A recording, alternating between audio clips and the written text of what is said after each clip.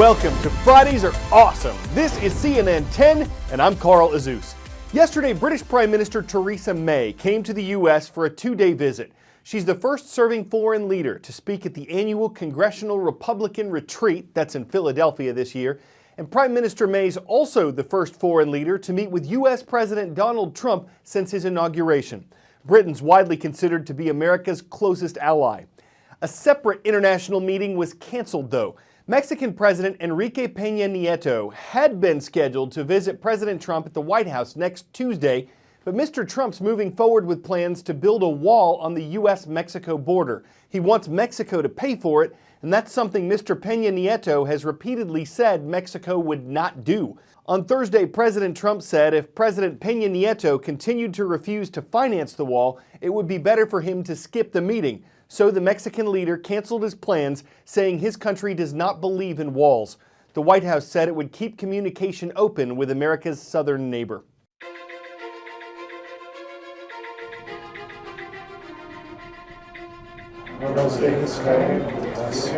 On the border's edge from Nogales, Arizona, several dozen migrants gather for breakfast inside a shelter known as the Kino Border Initiative.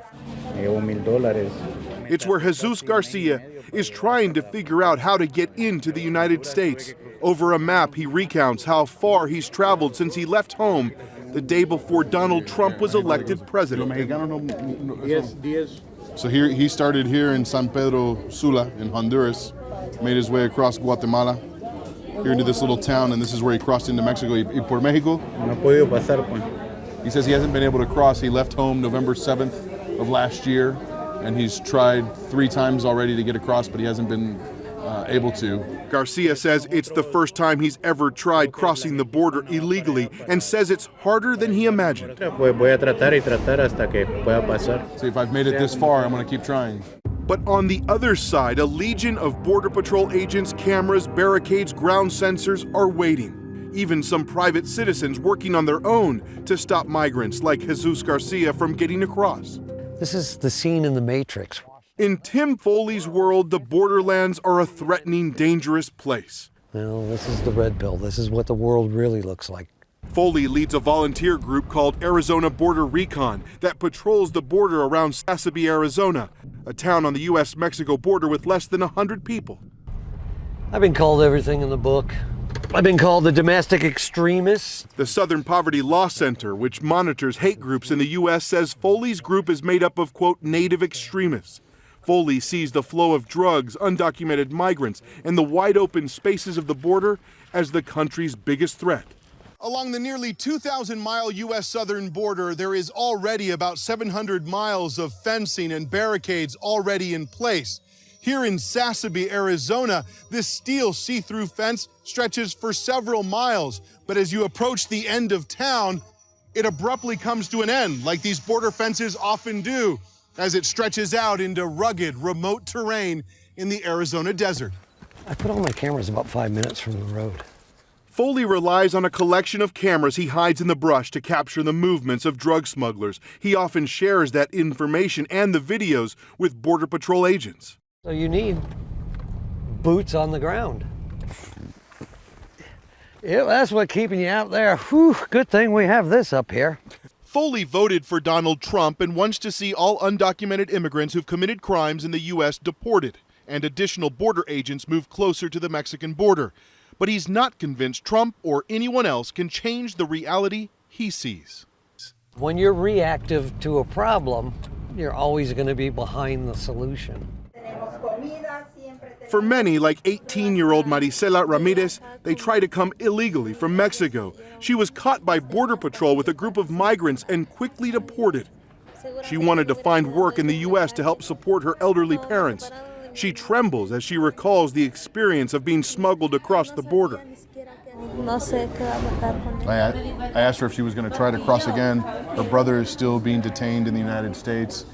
She's waiting for him to get out, and she's not really sure what they're going to do next. So she's waiting for him to be sent back here, and they'll figure out what they're going to do next.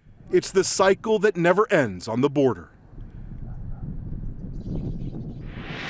Chinese New Year is this Saturday. It's often characterized as the largest annual human migration because hundreds of millions of Chinese are headed home to celebrate their country's most important holiday.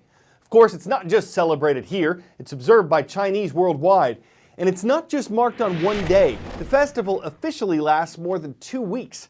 Also known as Spring Festival, the Chinese Lunar New Year doesn't fall at the exact same time every year. It's determined by the occurrence of the second new moon after the winter solstice. That usually falls between January 21st and February 20th on the Gregorian calendar. And as people enter the year 4715 on the Chinese calendar, there's a tremendous amount of traveling being done across the world's most populated country.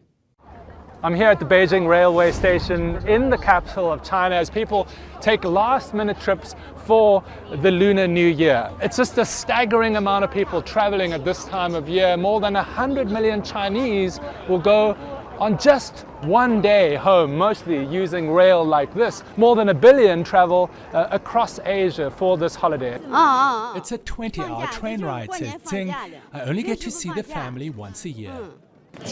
I'm getting excited, she says. We can't wait to get home. It's a Chinese tradition to take gifts home. Everyone does it.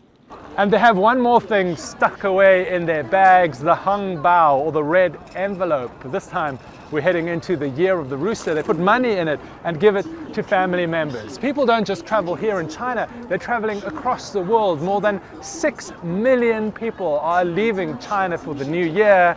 It's a big tourist boom as well. David Mackenzie, CNN, Beijing, China. 10-second trivia. Which landmark is also known as Chomolungma? Mount Everest, Ayers Rock, Kilauea, or Timbuktu?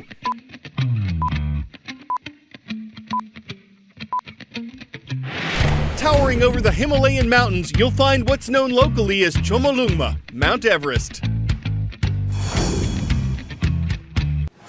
It's the highest point on the planet.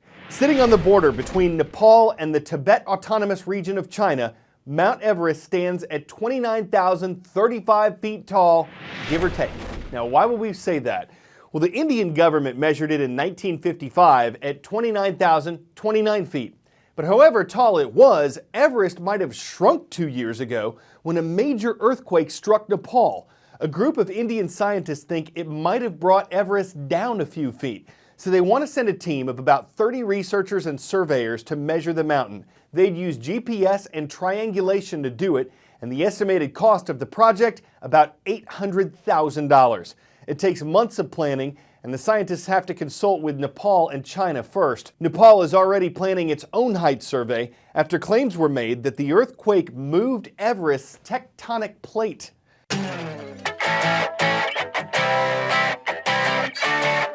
Risk and reward. A Swedish snowmobiler gets 10 out of 10 today. Apparently there was a race on to see who could do this first. Land a double backflip, 1-2, on a snowmobile. And Daniel Bodine recently became the first person to do it. He's won multiple awards at the X Games in the past. He's also fractured multiple vertebrae in a crash, so there have been some bumps along the road to snowmobiling success. He says he's been dreaming of this trick for 2 years. Now, some motive said there was no way to maintain your consnosure with a winter somersault in gear. But when you've got enough freestyle in the clutch, you don't need to be back flippant, even if others can't snowmobile. Leave it! I'm Carl Azus, and that's CNN 10.